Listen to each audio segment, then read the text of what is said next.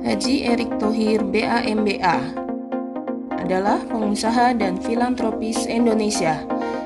Ia kini menjabat sebagai Menteri Badan Usaha Milik Negara Indonesia ke-9 Kabinet Indonesia Maju yang dilantik oleh Presiden Joko Widodo pada 23 Oktober 2019.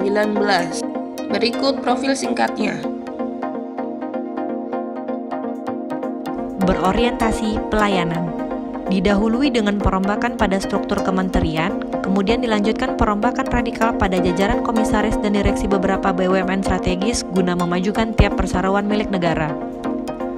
Mengubah konsep superholding BUMN menjadi subholding dan menghentikan pembentukan anak usaha BUMN yang tidak jelas. Hal tersebut ditunjukkan untuk merampingkan BUMN agar dapat bekerja secara optimal dan efisien. Akuntabel. Erick Thohir sebagai Menteri BUMN memegang prinsip transparan dan akuntabilitas.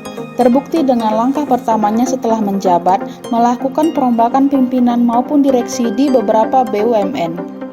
Erick Thohir juga disiplin dan berintegrasi tinggi dalam menjalankan tugasnya sebagai Menteri BUMN, dibuktikan dengan melaporkan tindak pidana korupsi di lingkungan Garuda Indonesia yang diduga berkaitan dengan pembelian pesawat ATR-72 seri 600. Tindakan tersebut menunjukkan bahwa beliau mengimplementasikan nilai-nilai akuntabel.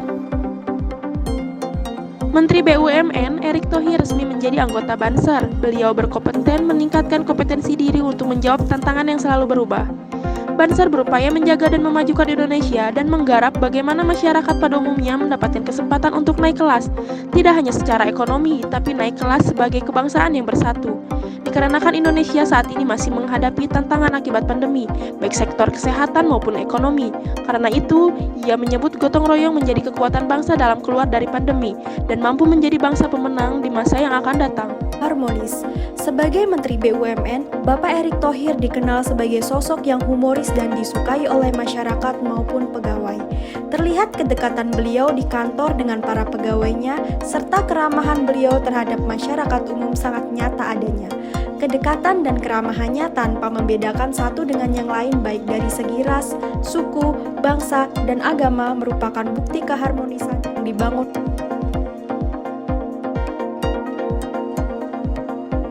Erick Thohir mengaku dalam memilih direksi dan komisaris di perusahaan plat merah, dirinya selalu berusaha transparan. Erick tidak takut ancaman ketika menentukan petinggi dan mengatur kebijakan di perusahaan plat merah. Yang terpenting bagi dia saat bekerja harus mengutamakan loyalitas, karena loyalitas beliau jelas, loyalitasnya kepada presiden. Core value adaptif. Bapak Erick Thohir menjadikan inovasi model bisnis ke dalam 5 prioritas Kementerian BUMN, yang mana sudah ia implementasikan dengan nyata dengan adanya pembubaran 14 perusahaan milik negara karena dianggap tidak lagi menghasilkan nilai ekonomi dan layanan publik. Tak hanya itu, beliau juga melakukan pembentukan holding seperti holding sektor pelabuhan dan pariwisata, tujuannya agar kinerja perusahaan BUMN bisa lebih baik dan mampu bersaing dengan negara tetangga. Erick Thohir juga menjunjung tinggi kolaborasi dalam kinerjanya sebagai Menteri BUMN. Melalui kolaborasi dengan Kejaksaan Agung dan BPKP, Erick Thohir berhasil mengungkapkan kasus korupsi yang terjadi pada PT Garuda Indonesia. Cara Pak Erick Thohir dalam melibatkan seluruh stakeholder adalah bentuk kepemimpinan yang berani dalam mentransformasi BUMN. Maka dari itu, core value ASN yang sudah ada pada Bapak Erick Thohir dan juga sudah diaktualisasikan oleh beliau, sudah sepatutnya menjadi contoh dan teladan bagi para pegawai negeri sipil untuk menanamkan nilai-nilai berakhlak pada diri masing-masing hingga terbentuk pegawai negeri sipil yang profesional sesuai dengan bidang tugasnya, yang bangga melayani bangsa sebagai salah satu bentuk transformasi menuju birokrasi berkelas dunia 2024.